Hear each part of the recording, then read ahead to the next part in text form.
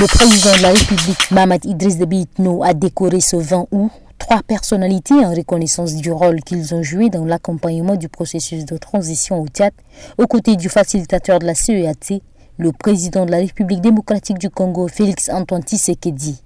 Il s'agit du ministre de l'intégration régionale envoyé spécial du président de la République démocratique du Congo, Didier Mazenga Mukanzu, du président de la commission de la communauté des États de l'Afrique centrale, Gilberto da Piedad Verissimo, et de l'ambassadeur de la RDC au Tchad, Bonza Ngoï Katumwe.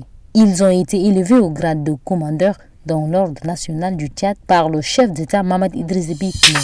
La diversification du partenariat dans le domaine sanitaire était au centre d'une réunion d'échange cet après-midi du lundi entre le directeur général du groupe Médecine Hospital de la Turquie et les responsables de centre hospitalier universitaire de N'Djamena. Cette rencontre dirigée par le secrétaire général du ministère de la Santé publique d'Absougui Daoussou a permis d'échanger sur les possibilités de nouer un partenariat fructueux entre les deux parties. Le directeur général du groupe Hospital Médecine Akam Yarali a indiqué que son institution est disposée pour signer un document définissant la coopération sanitaire en matière notamment de partage d'expériences, de formation des équipements et des médicaments.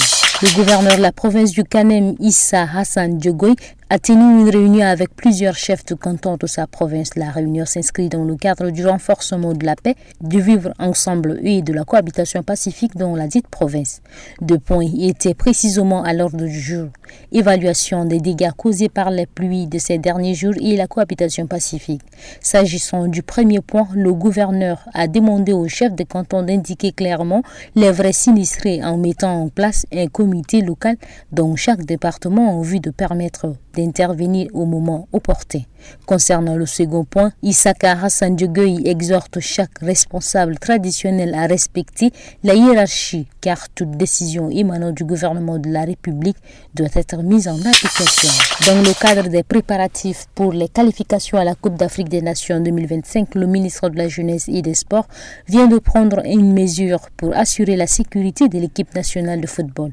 Par l'arrêté numéro 012/PR/MJS/2024, une commission sécurité non permanente a été mise sur pied pour accompagner l'équipe durant toute la période des éliminatoires. Cette nouvelle commission a pour mission principale de garantir un environnement sécurisé pour l'équipe nationale, tant sur le terrain d'entraînement qu'à l'hôtel lors des périodes de mise au vert. Le ministre de la Jeunesse et des Sports, conformément aux orientations prises lors des réunions stratégiques avec les différentes instances sportives, a souligné l'importance de cette initiative pour le bon déroulement des activités de l'équipe nationale. Les membres de cette commission exerceront leurs fonctions à titre bénévole. Néanmoins, une prime de motivation dont le montant sera fixé par le cabinet du ministre sera accordé en reconnaissance de leur contribution.